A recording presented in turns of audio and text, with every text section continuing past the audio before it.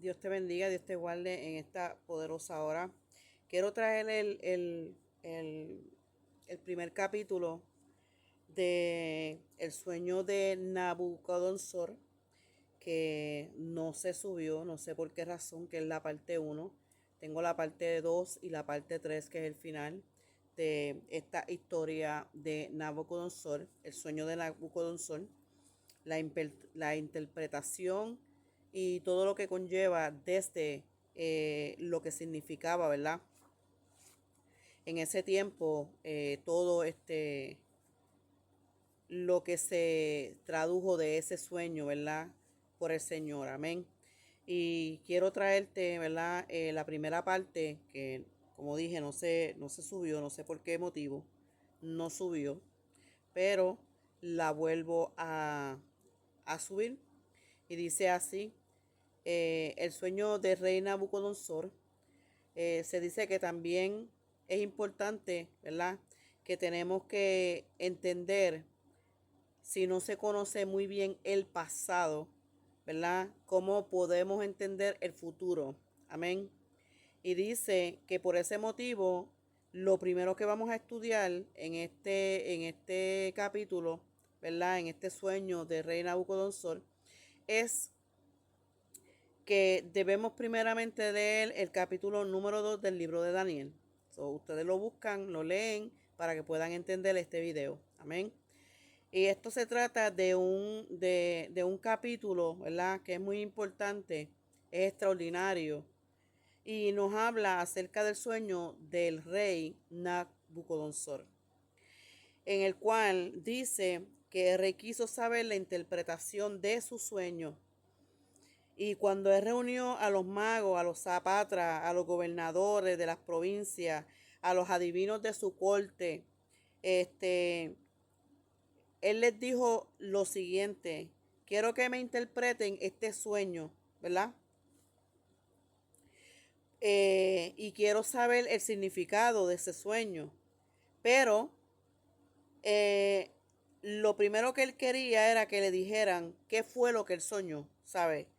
Lo primero que quería saber era qué fue lo que él soñó. Y, eh,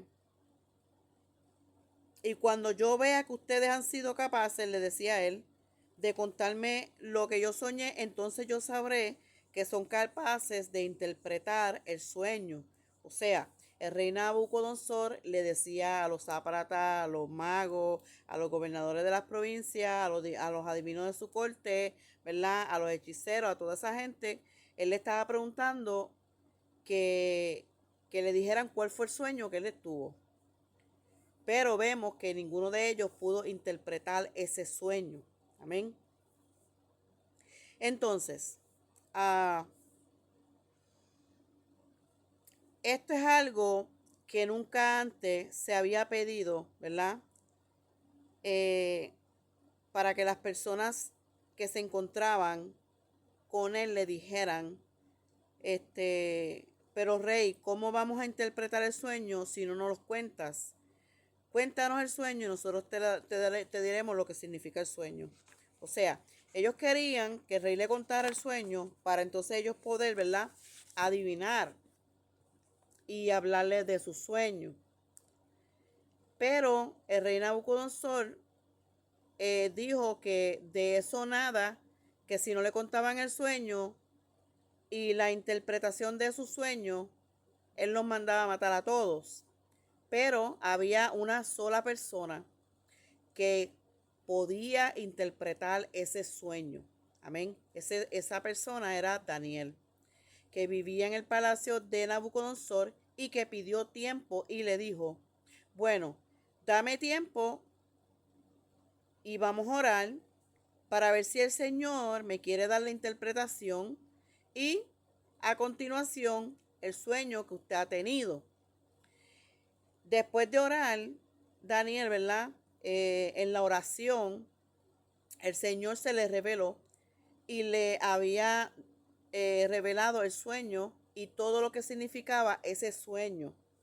Amén. Y dice, Daniel respondió delante del rey diciendo, El misterio que el rey demanda, ni sabios, ni astrólogos, ni magos, ni adivinos lo pueden revelar al rey, pero hay un Dios en el cielo, el cual revela los misterios. Él ha hecho saber al rey Nabucodonosor lo que ha de acontecer. En los postreros días, he aquí un sueño, he aquí tu sueño y las visiones has tenido en tu cama, estando tú, oh rey, en tu cama, te vinieron pensamientos por saber lo que ha de ser en lo porvenir, lo que había de acontecer, lo que había de venir. Amén. Y a mí me ha sido revelado este misterio no porque en mí haya sabiduría en todos los vivientes, sino para que te dé a conocer al rey la interpretación y para que entienda los pensamientos de tu corazón. Daniel capítulo 2 versículo 27 al 30. Daniel no se estaba atribuyendo la gloria para él, sino que él estaba dejando claramente que no existía hombre alguno sobre la faz de la tierra que pudiera interpretar ese sueño, ni siquiera su misma persona. Amén. Pero que había una persona mucho más grande que él, que todo lo podía interpretar y todo lo podía revelar, y esa persona, ¿verdad?, es nuestro Señor, el Señor Jesucristo. Él decía, pero hay un Dios en los cielos que lo sabe todo y todo lo conoce. Ahora bien, la interpretación del sueño es algo impresionante porque usted va a darse cuenta de que Dios es el único que conoce y el único que revela la historia cuando Él quiere cuando Él quiere y como Él quiere. Amén. Y dice, tú, oh rey, veías, he aquí una gran imagen. Esta imagen era muy grande y cuya gloria era muy sublime. Estaba de pies delante de ti y su aspecto era terrible. La cabeza de esa imagen era oro fino y su pecho y sus brazos de plata, su vientre y sus muslos de bronce, sus piernas de hierro, sus pies en la parte de hierro y en parte barro cocido. Estabas mirando hasta que una piedra fue cortada, no con mano, e hirió la imagen en sus pies de hierro y de barro cocido, y los desmenuzó. Entonces fueron desmenuzados también el hierro, el barro cocido, el bronce, la plata y el oro, y fueron como tamo de las eras del verano, y se lo llevó el viento sin que de ellos quedara rastro alguno. Mas la piedra que hirió la imagen fue hecha un gran monte que llenó toda la tierra. Este es el sueño también de la interpretación del que diremos en presencia del rey. Tú, oh Dios, eres el rey de reyes, porque el Dios del cielo te ha dado reino, poder, fuerza y majestad. Y donde quiera que habitan los hijos de los hombres, bestias del campo y aves del cielo, Él los ha entregado en tu mano y te ha dado el dominio sobre todo. Tú eres aquella cabeza de oro, y después de ti se levantará otro reino inferior al tuyo, y luego un tercer reino de bronce, el cual dominará sobre toda la tierra. Y el cuarto reino será más fuerte como el hierro. Y como el hierro desmenuza y rompe todas las cosas, desmenuzará y quebrará todo. Y todo lo que viste a los pies, de los pies y de los dedos, en parte del barro cocido de alfarero, en las partes de hierro, será el reino dividido, mas habrá en él algo de fuerza del hierro, así como vistes hierro mezclado con barro cocido y por los dedos de los pies en la parte de hierro. Y en parte del barro cocido, el reino será parte fuerte y parte frágil.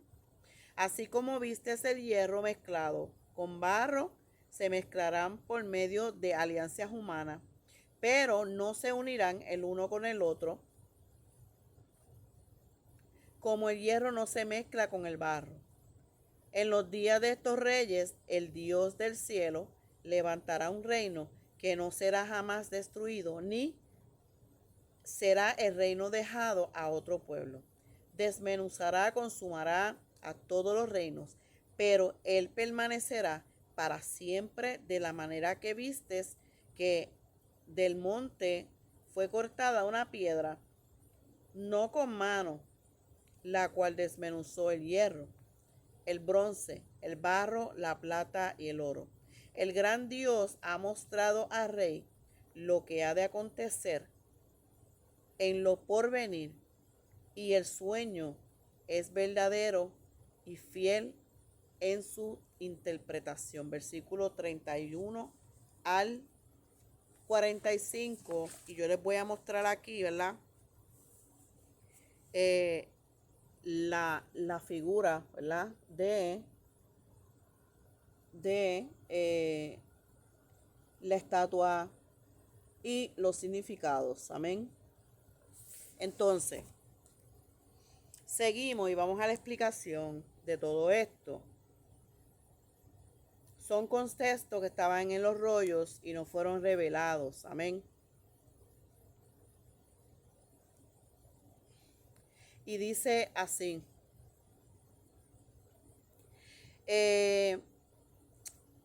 Esa persona, ¿verdad? Que no se menciona su nombre en la Biblia, se llama Alejandro Magno. Y su nombre no se menciona en la Biblia hebrea en el Antiguo Testamento, pero sí aparece en los libros de los Macabeos, parte de la Biblia católica y ortodoxa. Amén. Y se interpreta por sus profecías en el libro de Daniel capítulo 8 y 11 y en Zacarías capítulo 9. Describen su ascenso o conquista sobre los medios persas y la división de su reino en 4 partes, aunque estos libros fueron escritos antes de su existencia, ¿verdad? Fueron menciones directas de los libros de deuterocanónimos, apócrifos, primera de Macabeos, capítulo 1, versículo 1 al 3, después de Alejandro, hijo de Filipo, el macedonio, que vino a la tierra de Quintim, derrotó a Darío, rey de los persas y medos, y se hizo rey en su lugar. Las profecías interpretadas del Antiguo Testamento, Daniel capítulo 8, versículos 21 y 22, describe a un macho cabrío, ¿verdad? Grecia y Alejandro, que destruyen un carnero Medo-Persia y luego un gran cuerno que es quebrado, dando lugar a 4 cuernos con sucesores. Zacarías capítulo 9 versículo 3 habla de los hijos de Sión contra los hijos de Grecia y se interpreta como la lucha entre los judíos y el poder helenístico posterior a Alejandro. Vemos en resumen que el nombre de Alejandro Magno se encuentra específicamente en los libros de Macabeo, mientras que las profecías de Daniel y de Zacarías son interpretadas muchos como descripciones simbólicas a su imperio y legado, ¿verdad? Adelantándose a su tiempo. Amén. El tercer imperio griego al que nos referimos, ¿verdad?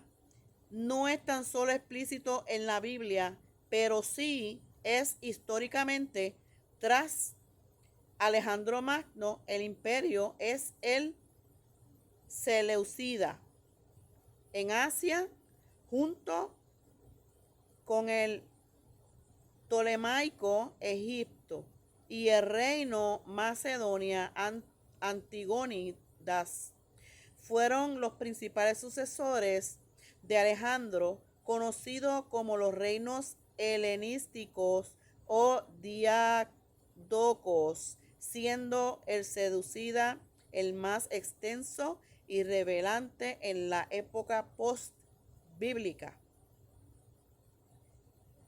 y Macabea gobernando gran parte del Oriente Medio.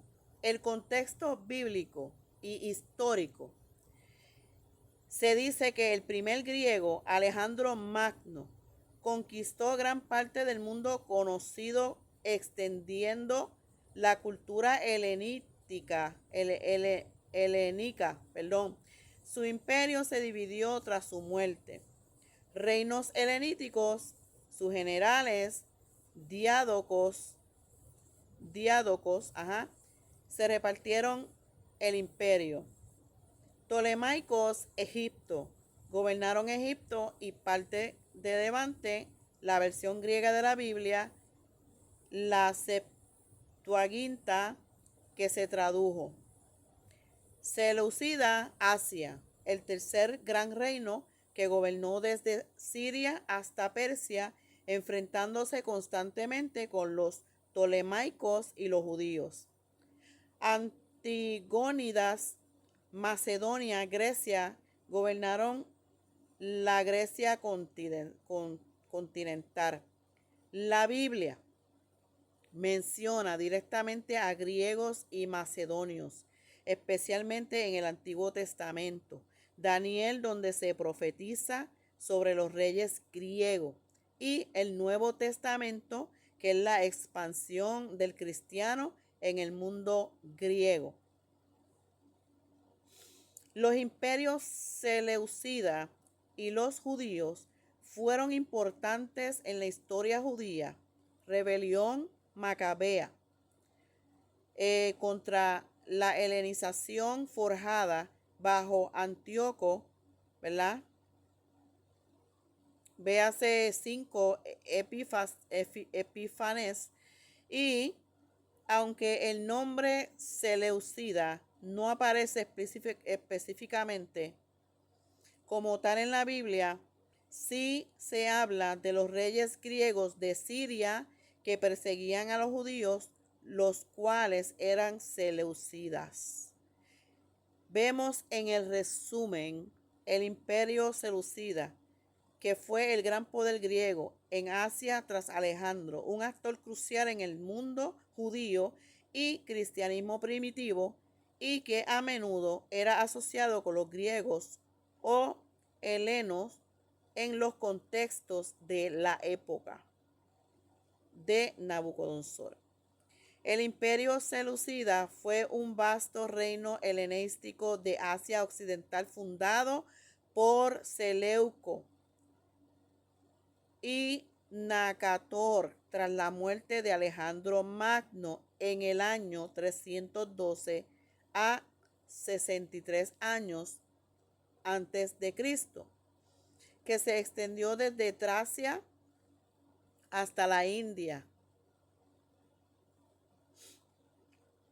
uniendo culturas griegas y orientales, fundando ciudades como Antioquía y caracterizándose por su gran extensión, su burocracia y tolerancia, aunque enfrentó sesiones intensas y presiones externas, hasta su anexión por Roma. ¿Cuáles fueron los orígenes y la fundación?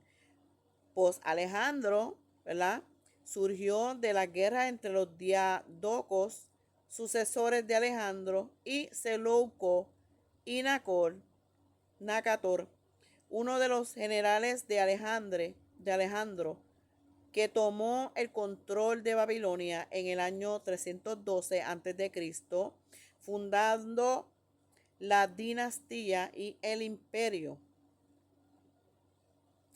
Expansión que conquistó Mesopotamia, Persia, Bactriana y partes de la India, creando el imperio más grande de Asia después de Alejandro. Las características y sus claves: la cultura helenística fomentó la cultura griega y a través de la fundación de nuevas ciudades, Antioquia, Seleucía y la promoción de valores helenísticos. Sincretismo cultural, el cual adoptó costumbres locales de Mesopotamia, Siria y Asia Menor para gobernar sus vastos territorios, manteniendo una mezcla cultural. La economía, ¿verdad?, y su gobierno se basaron en un comercio lucrativo, con una burocracia eficiente y una relativa tolerancia religiosa. Amén.